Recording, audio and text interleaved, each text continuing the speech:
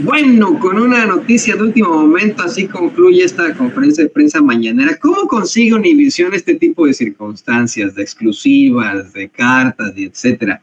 ¿Cómo consigue ese Univisión que en estos momentos está siendo cuestionado por apropiarse de los derechos de del video de seguridad de la Embajada de México en Quito, Ecuador, en algo que parece un intento de censura a esas imágenes?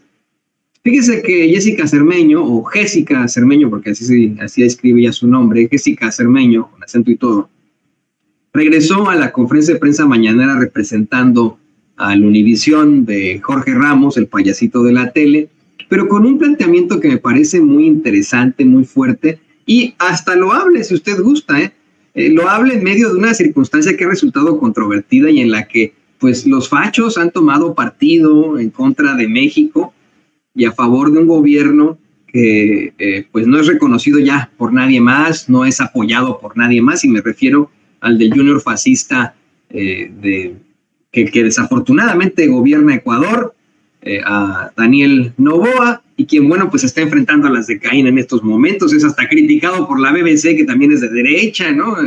Hace rato le mostraba a don David, hay una de las notas en las que en un eufemismo ven como una circunstancia insólita el que haya suspendido labores durante 2 días ante la crisis energética que se enfrenta a su país. Le pone la palabra insólito para referirse a estupidez o pendejada, ¿no? Bueno, pues resulta que va Jessica Cermeño a la mañanera, o Jéssica Cermeño, y le dice al presidente López Obrador que supuestamente tienen ellos en su conocimiento una carta que le habría enviado el ex vicepresidente de Ecuador, Jorge Glass, al presidente López Obrador, en la que, en estricto sentido, a grandes rasgos, le agradece por haberle dado el asilo en la Embajada de México en Quito y le pide su apoyo, su ayuda ante la andanada de persecución brutal en contra de cualquier progresista en la región.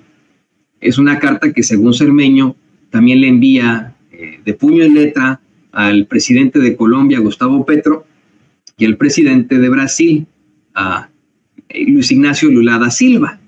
Esto, le digo, es muy, muy interesante. El presidente dice que no tenía, imagínense, nosotros en Sin Censura, pues por supuesto que no teníamos conocimiento de esto, pero ya para que el presidente no supiera esto, dice, no, a mí nunca me llegó, no está en mi escritorio, no está en mi oficina esta carta, le vamos a preguntar a la canciller Alicia Bárcena, pero yo no sé de esa carta, yo no tengo ni idea de esa carta, qué bueno que no la lees, ¿no? Y empieza a hablar de cómo es que, bueno, efectivamente se están buscando medidas para apoyar a Glass, pero que en estricto sentido lo que quiere él, lo que quiere el gobierno de México, lo que quiere nuestro país es que, bueno, Ecuador como gobierno enfrente las consecuencias de esta invasión ilegal a nuestra embajada por las fuerzas fascistas de Noboa. Vamos a escuchar rápidamente la carta que le lee Cermeño al presidente López Obrador, un poquitito de lo que platica, porque esto es histórico, esto no se había visto antes, esto es algo que no tiene ningún tipo de precedente.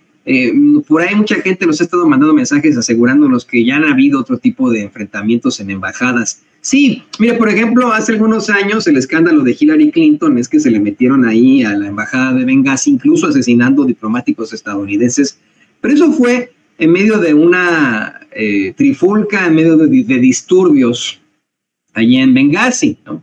No fue un gobierno el que lo hizo per se. Aquí estamos hablando de un gobierno. El gobierno de un país que se mete a la embajada de otro país en su país, violando el derecho internacional por sobre todo. Por eso es que todo este tema es y seguirá siendo histórico y muy, muy llamativo. Veamos, escuchemos lo que le plantea Jessica Cermeño, o Jéssica Cermeño de Univisión, al presidente López Obrador. Está fechada, gracias señor presidente, Jessica Cermeño de Univisión. Está fechada el 15 de abril de 2024. Dice al señor presidente de México, Andrés Manuel López Obrador: señor presidente, soy Jorge Glass. Gracias por el asilo. Le pido perdón como ecuatoriano. Estoy en la peor prisión de Ecuador y en huelga de hambre. Ayúdeme. Aquí hay una persecución brutal contra todos los progresistas. La ayuda internacional puede hacer algo. Un abrazo. Firma Jorge Glass. Como le decía, señor presidente, Univisión tiene información de que Glass envió una carta de puño y letra con lápiz a Gustavo Petro, el presidente de Colombia, y a Luis Ignacio Lula da Silva, el presidente de Brasil, vía Ernesto Samper, el expresidente de Colombia. Samper entregó la carta a Petro y ya se le entregó a Lula da Silva. ¿Usted tiene conocimiento de esta carta? ¿Le han entregado esta carta que está enviando usted? No, por eso me llamó la atención. Pero vamos a ver si no la recibió Alicia Bárcena, la secretaria de Relaciones Exteriores, pero a mi oficina no. Pero bueno, qué bien que ya la das a conocer. Nosotros nos reunimos, presidentes, primeros ministros, mujeres y hombres, para tratar el tema.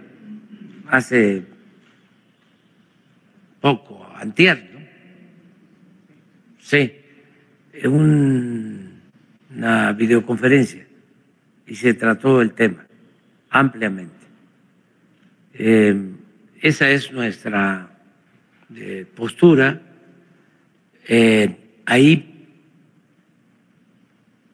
precisamente Lula retoma una propuesta del presidente de Bolivia, Luis Arce, para cuidar la salud del ex vicepresidente de Ecuador.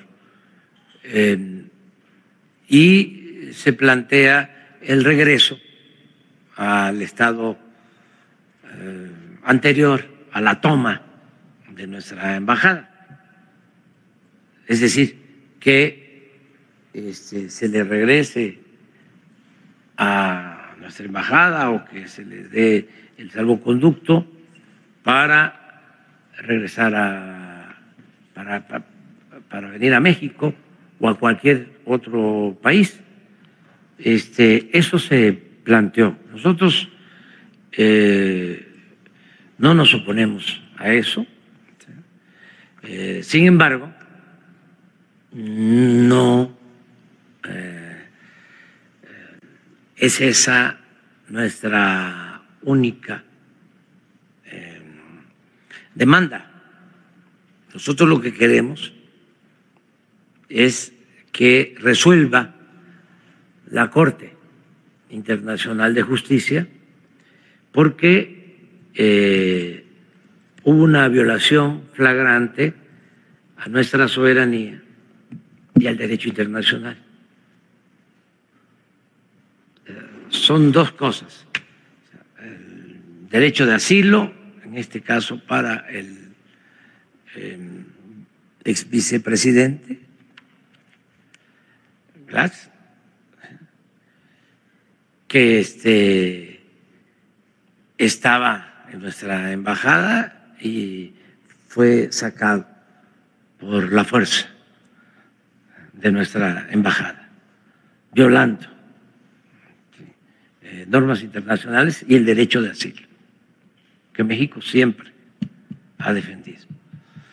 Pero también nosotros queremos un acto de desagravio. Queremos que la Corte de Justicia Internacional suspenda los derechos de Ecuador, de Naciones Unidas, en tanto no hay una disculpa pública y un compromiso de no repetición.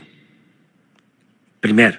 Segundo, que también nos importa mucho, es que la Corte de Justicia Internacional se pronuncie para que, si se repite este bochornoso hecho, ¿sí?, esta violación flagrante a la soberanía de un país al asaltar su embajada, que intervenga el Pleno de Naciones Unidas, todos los Estados miembros. Y si la decisión del Tribunal de Justicia Internacional es la expulsión definitiva de un Estado miembro, se vote en la Asamblea General y que